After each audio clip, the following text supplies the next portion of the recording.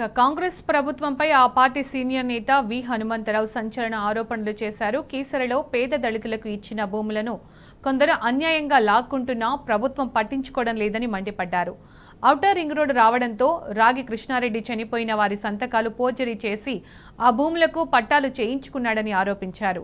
ఎన్నికలకు ముందు ఎవరి భూములు వారికి ఇచ్చేస్తామని హామీ ఇచ్చిన కాంగ్రెస్ పార్టీ ఇప్పుడు మాట తప్పిందని విహెచ్ మండిపడ్డారు.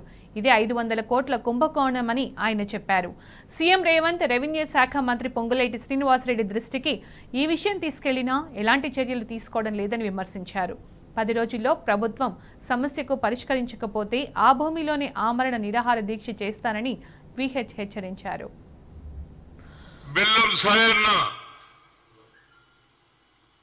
అదేవిధంగా Somaiah, Tummala Pochaiah, K Pochaiah, K Balaiah, T Yadaiah, P Sailu, K Balaiah, K Narasimha, P Narasimha ఈ 10 మందికి 94 ఎకరాలు ఇచ్చింది. 2003 దానిక వాళ్ళ పేర్లు ఉన్నాయి పానీలా. కానీ ఎప్పుడైతే ఔటర్ రింగ్ రోడ్ వచ్చిందో దొరలకు బుద్ధి పుట్టింది. అరే అమ్మ ఈ భూమి ఎట్లా కాపాడుకోవాలని అందులో పోచయ్య అనేట ఆయన 1985లో చనిపోయాడు. అదేవిధంగా పి నర్సయ్య 25/8/1988లో చనిపోయాడు. ఈ ఆసరా తీసుకున్నాడు. ఎప్పుడైతే ఔటర్ రింగ్ రోడ్ వస్తుందో ఔటర్ రింగ్ రోడ్కు 1 కిలోమీటర్లనే ఈ భూమి ఉన్నది. రాగి కృష్ణారెడ్డి గారు వాళ్ళ అన్న పేరు ఏంది, రాగి దేవంతర్ రెడ్డి. ఆయన ఇలిక పోయిండు ఎక్కడికి, వరంగల్లా. ఆయన కూడా ఎప్పుడు చనిపోయిండు, 1994లో చనిపోయిండు. కానీ ఈయన 1997లో హైకోర్టుకు పోయి వీళ్ళందరూ చచ్చిపోయిన వాళ్ళకి ఫోర్జరీ సంతకం చేయడం, మిగతా వాళ్ళు నిలబెట్టి పోచయ్య, బాలయ్య పేర్లు పెట్టి నిలబెట్టేసి ఆ భూమి హైకోర్టులో ఆర్డర్ తెచ్చుకొని 1997లో ఆర్డర్ తెచ్చుకొని 2003 దానిక వీళ్ళ పేర్లే ఉన్నాయి. ఆ తర్వాత రెవెన్యూ డిపార్ట్మెంట్ ఏ విధంగా పనిచేసిందో ఆనాడు ఉన్నటువంటి హనుమంతరెడ్డి ఎంఆర్ఓలు ఇమీడియట్ గా పేర్లు మార్చేసుకున్నాడు. రాజీ శ్రీధర్ రెడ్డి, అనితారెడ్డి పేరు రాశాడు. అదేవిధంగా రాగి శ్రీధర్ రెడ్డి, రాజీ లింగారెడ్డి ఆయన పేరు అనసూయ. వాళ్ళిద్దరు ఆడోళ్ళ పేర్లు చేసుకున్నాడు. కోర్టుల కేసు నడిచేటప్పుడు హెచ్ఎండిఏ వాళ్ళు పర్మిషన్ కూడా ఇచ్చిర్రా బాబు. వా ఏం హెచ్ఎండిఏ నాకు అర్థం కాదు. రాహుల్ గాంధీ ఖమ్మంలో బహిరంగ సభలో చెప్పాడు ఏమని, ఇందిరాగాంధీ ఇచ్చినటువంటి భూములు కూడా తీసేసుకున్నారు అన్నారు. ఇది ఇంతకంటే క్లియర్ కేసు ఏం కావాలి? ఒక్కొక్క విల్లా 3 కోట్లకు అమ్ముతున్నారు. ఆ కుటుంబ సభ్యులు 120 మంది రోడ్ల మీద తిరుగుతున్నారు. నేను ఏమంటున్నా అంటే ఈ ప్రభుత్వం వచ్చిన వెంటనే అందరు నాయకులు పాదయాత్రలో చెప్పారు ఎవరి భూమి వారికి అంటారు. మరి ఎవరి భూమి ఉన్నది? ఇది ఇందిరాగాంధీ ఇచ్చిన భూమి తీసుకున్నారా లేదా?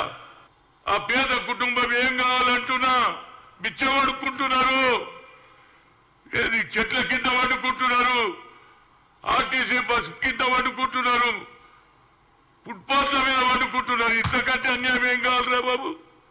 ఇది చాలా సీరియస్. ఇది 500 కోట్ల స్కామ్. ఇది నిజంగానే ఇందిరాగాంధీ ప్రభుత్వం అంటే వాళ్ళ భూములు వాళ్ళకి ఇప్పియాలి. ఎట్టి పరిస్థితులలో పేదవాళ్ళకు దక్కాలి ఆ భూమి. లేకుంటే వాళ్ళు అడక తింటారు, లేకుంటే దొంగతనాలు చేస్తారు, లేకుంటే నక్సలైట్లు అవుతారు వాళ్ళు.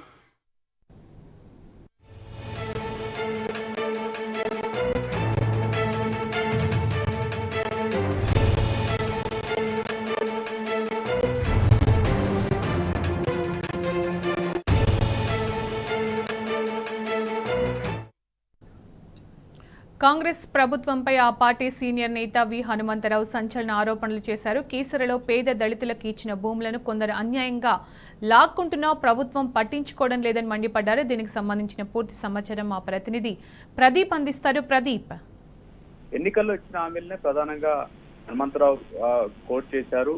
ఎన్నికల్లో ఎవరైతే వారి భూములకు వారికే ఇస్తామని చెప్పి ఎన్నికల హామీలో ఇచ్చాము. స్వయంగా కాంగ్రెస్ అగ్రనేత రాహుల్ గాంధీ సైతం చెప్పారు. కాంగ్రెస్ పార్టీకి సంబంధించినటువంటి నేతలు పాదయాత్రలో కూడా ఎవరైతే భూములు ఉన్నాయో వారి భూములు వారికే ఇస్తామని కూడా చెప్పినటువంటి పరిస్థితి. ఆ హామీనే అమలు చేయమని కోరుతున్నాం. అయినప్పటికీ అధికారులు, అటు రెవెన్యూ అధికారులు అదేవిధంగా హెచ్ఎండి అధికారులు స్పందించడం లేదు. స్వయంగా అయితే రెవెన్యూ శాఖ మంత్రి పొంగులేటి శ్రీనివాసరెడ్డికి అదేవిధంగా ముఖ్యమంత్రికి ఇచ్చాము.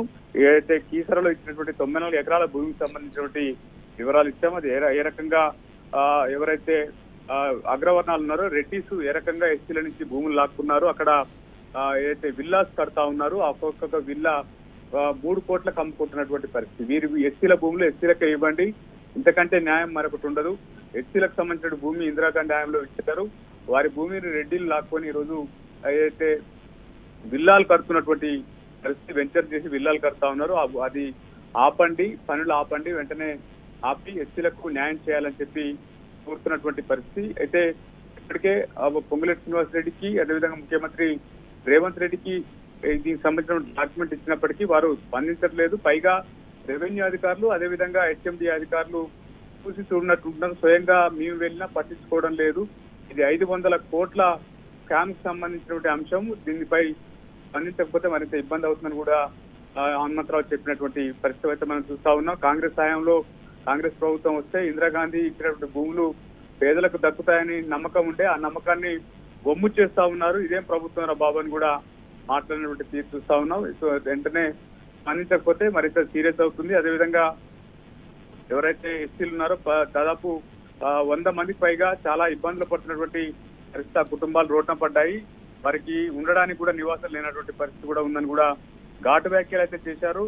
కాంగ్రెస్ సాయం వచ్చిన తర్వాత 6 నెలల కాలంలోనే అనేక అవినీతి ఆరోపణలు ఎదుర్కొంటున్న పరిస్థితి. ఇప్పటికే దాదాపు 1 డజన్ మంది మంత్రులు అవినీతి ఆరోపణలు ఎదుర్కొంటా ఉన్నారు. స్వయంగా ఆ పార్టీకి సంబంధించినటువంటి సీనియర్ నేత, బడుగు బలహీన వర్గాలకు సంబంధించినటువంటి ముఖ్య నేత, ముఖ్యంగా ఎస్సీ బీసీలకు ఏదైనా అన్యాయం జరిగితే వెంటనే స్పందించినటువంటి హనుమంతరావు ఎస్సీలకు సంబంధించి స్వయంగా సొంత పార్టీ పైన విమర్శలు చేస్తా ఉన్నారు. మరి హనుమంతరావు చేసినటువంటి ఫిర్యాదును అదేవిధంగా ఆరోపణలు ప్రభుత్వం పట్టించుకుంటుందా లేదా, ఎస్సీలకు న్యాయం చేస్తుందా లేదా, ముఖ్యంగా రాష్ట్ర వ్యాప్తంగా పాదయాత్ర చేసిన సందర్భం కావచ్చు, లేదా కాంగ్రెస్ అగ్రనేత రాహుల్ గాంధీ తిరిగిన సందర్భంలో కావచ్చు, ఇందిరాగాంధీ హయాంలో ఇచ్చినటువంటి భూములను వారికే ఇస్తామని చెప్పారు. ఆ మాట నిలబెట్టుకుంటుందా లేదా అన్నటువంటి పరిస్థితి చూడాల్సి ఉంది.